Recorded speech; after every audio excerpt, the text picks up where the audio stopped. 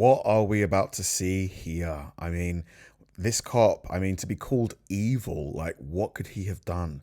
It must be bad. Like, especially, like, he's being recorded, so maybe he's on the job too. So he must be on the job, like, for them to know he's a cop, right? His uniform is on. So why would he do something awful in uniform? So many questions.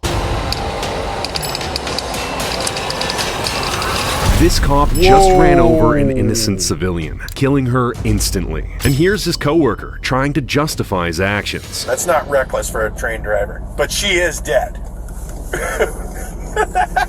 He's laughing? She was 26 anyway. She had limited value. Huh? But this is just one of 4 shocking examples when cops get exposed on camera. Just like the time this deputy was caught up in the deadly shooting of his own girlfriend. I should have not allowed this to happen. I don't know how this happened. Or when this officer killed a family dog. Well, he's out the gate. Hey, bud. Hey. Come on. Get back. Whoa, whoa, whoa, whoa, whoa. Get down. Why would you do that? But let's get back to... Oh my God, he did not need to do that. What the hell? Daniel Outerer, the officer laughing and joking about the death of a 23-year-old graduate student killed by police. The footage released by police shows she was struck by a cruiser speeding nearly 70 miles per hour while responding to a high-priority call. He says, well, normally we don't give voluntary statements. And said, hey, you're going to have to decide if you wanted to give a statement or not. But it does not seem like there's a criminal investigation going on. He's going 50. That's not out of control. That's not reckless for a train driver. He said she was in a crosswalk. There's a witness that says, no, she wasn't. But that witness could be different because I don't think she was thrown 40 feet either. The accident was ruled nothing more than an accident, but the officer involved must go through a drug test, and that test was conducted by his colleague, Officer Outerer. However, a day later, when this footage was uncovered by a Seattle Police Department employee, he was caught making some deeply disturbing comments about the case. I think she went up on the hood, hit the windshield, then when he hit the brakes, flew off the car. But she is dead. No, it's a regular person. Yeah, just write a check. Yeah, $11,000. She was... This guy is sick. Sick. 26 anyway. She had limited value. His words weren't just insensitive, they were inhumane. And when confronted, Officer Outerer tried to defend his comments, saying that they were intended to mock the lawyers who'd been involved in the case. But he was still fired from the police department. He later said in a $20 million claim against the city that Wow, this guy, he had the cheek to sue the city. he was wrongfully terminated. And unfortunately, some officers do far worse than making disturbing comments. One of the most horrifying cases is this predator cop, with more charges than the age of his victims. Can I ask, is this something I should have lawyers on? It all began when police received 2 separate tips about a man engaging in sex acts involving 3 alleged victims. But as the case unfolded, the evidence pointed in a shocking direction at one of their colleagues, Officer Jalen Fleer, a man with a pregnant wife, a new home, and a seemingly perfect life that's about to collapse. For 2 months, investigators stayed on his trail, quietly building their case, while Fleer had no idea he was being watched. Then, once they had enough evidence, they brought him in for questioning. Am I able to ask what this is about? Yeah, so we're looking into some allegations that were made. It started with a Crime Stopper report, so we're just kind of going from there. We did receive a picture. We looked into it. It looks similar to you, so I don't know if you can take a look at the picture and just tell me if you've seen this picture before. As soon as the detective mentioned the word allegations, Fleer froze and suddenly became attentive. He looked tense and uneasy, desperate to know what they'd found and how much trouble he was really in. Yeah, that's definitely me with the gross one. So this picture right here, how old were you when it was taken? 20. That makes it very easy. This photo came up in connection with some allegations about you communicating with a younger female on Snapchat. Can I ask, is this something I should have lawyers on? He knows he's guilty. Ugh, disgusting. At this point, Fleer's worst nightmare was starting to come true. He knew there was no way the detectives could have gotten that photo unless they already had all the chat logs, and now they were just trying to confirm if it was really him behind the account. So this photo was sent within the last 3 weeks. Have you sent this photo? No, definitely not. It wasn't me. Not to anyone within the last 3 weeks? Okay. And you've only shared it with a select few people? Yeah, it was a long time ago, so. So I want to make sure to get all the people you have shared it with, just to make sure they wouldn't try to send it. You don't know who I might be able to connect with this photo as far as On that one? Oh, that was a long time ago. It was either your wife or whoever the other person you might have shared it with that might have shared the photo again. My question is... I my wife would do that. Yeah. We've been together and stuff for so long. It was a bad breakup with my ex, but she wouldn't have saved something like that either. As Fleer kept denying any connection to the allegations and photo, the evidence just didn't add up. The account that shared it used the username J178211. 17 was his college baseball number, 82 was his high school jersey, and 2011 was the year he graduated. So if that account wasn't his, then whoever made it sure knew a lot about him. And as the interrogation went on, Fleer made one big mistake. Have you ever shared any images of your penis with anyone? Yeah. How many times would you say you've done that? A lot. I mean, there's nothing wrong with this photo, right? It's just No, you. I agree. I don't know how it would get in the hands of a younger person. There were also some Because you sent it. You sent it, bud. conversations that were exchanged between you and this person. Me? Mm-hmm. Okay. I didn't talk to anybody younger, though. Not on Snapchat? No. Not recently? Not recently, no.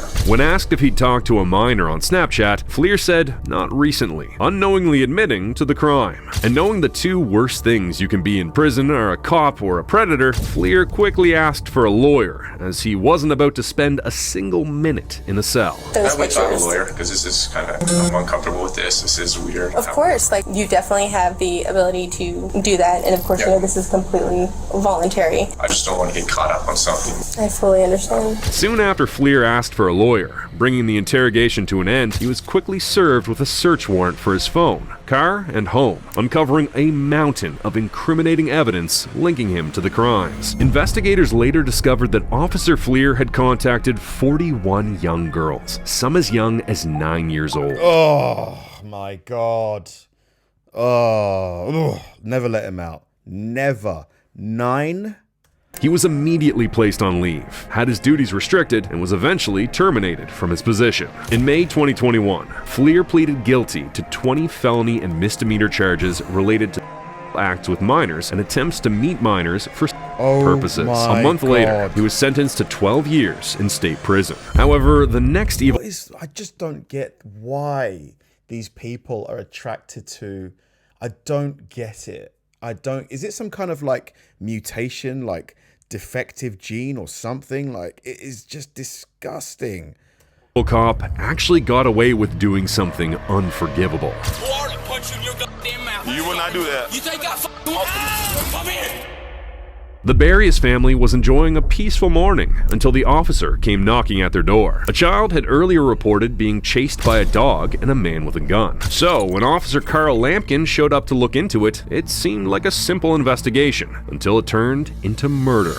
The reason why I'm out here about a call about a kid on your car being chased by dogs and your husband pulling the gun on him. We don't even own a gun, for one. Okay. 2, my husband never made it out of the house. I got woke straight up from my dogs racing hell. Mm-hmm. I opened the door, my gate was open. There's no way for my gate to get open if somebody don't open my gate. Mm-hmm. So I go out in my underwear, shut the gate, I turn around and come back in the house, and he's sitting on the back of the car. I said, get off the car. No, your dogs are chasing me. I said, my dogs are in this fence. Get off the car. He refused to get off the car. Okay. So I told him it was about to be a bad day for him, and I come back in the back door, and when I did, he took off running up the road. That's the last we seen of him. I was hoping his mama would come back down here. You don't send a kid out at 6:30 in the morning, somebody's house opening a gate in their backyard. As the woman explained her side of the story, the officer seemed unconvinced. He could have easily verified the gun claim to find out who was telling the truth and end the case, but instead, he skipped that step entirely. He'd already decided they were lying and became fixated on proving his assumption rather than checking the facts. So is he in your backyard? He was. He had to have been. The gate was open. My dogs would have been out. Our dog surprised him when he stepped in that gate. That's what happened. Was he standing on the top of your car? Yes. On the back On of the the car. trunk of the car. And would not Okay. leave. Was his mother on the phone at any time? I don't know. He got down and ran, and that's all we know is he ran around that. And where were your dogs? That road. In the backyard. Did your dogs ever come outside? No. You can go back there. I'll go open it right now, and they will not come out of that fence on you. Okay. Well, let me see. When they mentioned that their dog never steps out of the gate, he decided to test the claim. Well, he's out the gate. Hey, bud. I mean, but just because he came out the gate now doesn't mean he did it before. Hey. Come on. Whoa, whoa, whoa, whoa! Get down. Why would you do that? Well, your dog bitten me. God! You really Oh, my. Even after killing the dog, the officer showed no remorse. Instead, he tried to justify his actions by claiming self-defense. But when the I mean, even if the dog bit him, like, did you need to do that?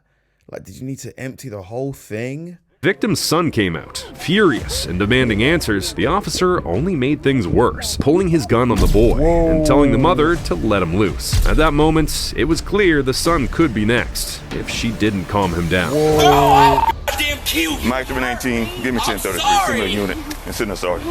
Buddy, you'll get yourself in trouble. Motherfucker, you better get the fuck out. No, sir. Get the fuck. You killed my dog! Why would you do that? Oh my God.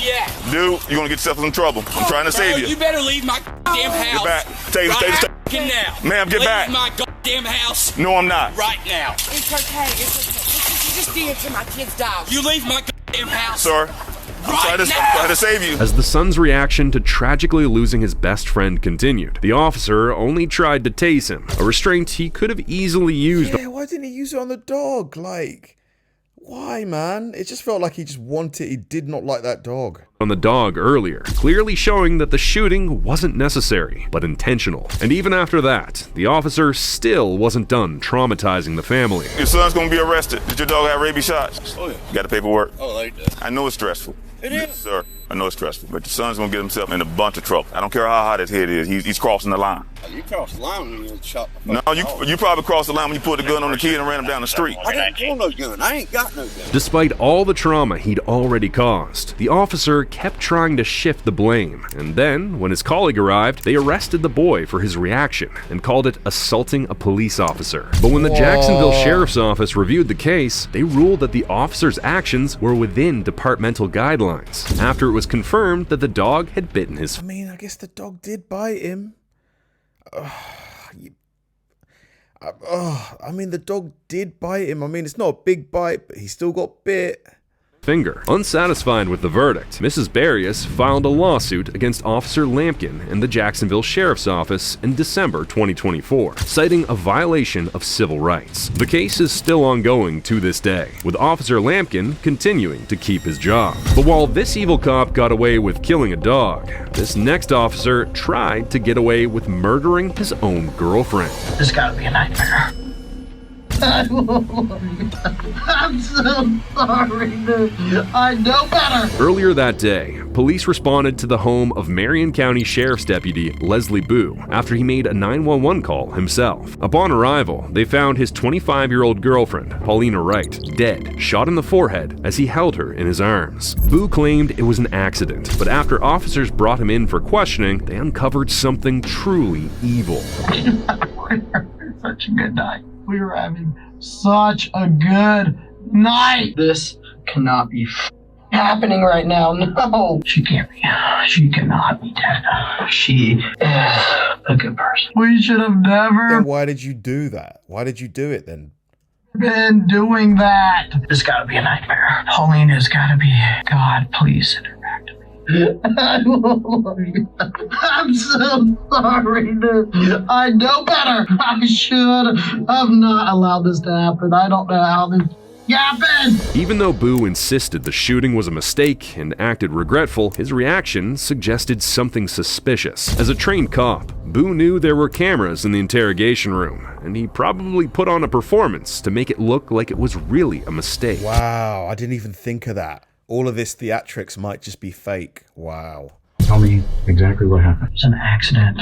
We were training. What do you mean by that? You were training? We were doing dry fire drills and cleaning the guns. I was so worried about her because she picked up a loaded gun. I unloaded her gun and I forgot mine had a magazine in it. We were sitting at the table. We just got done with dinner. Came back. We were starting to watch the football game together and we sat down. I just ordered all of that stuff that was on the table, the new stuff for cleaning and the mat and stuff. And she wanted me to show her how to do it. So we started doing it and it just led to this.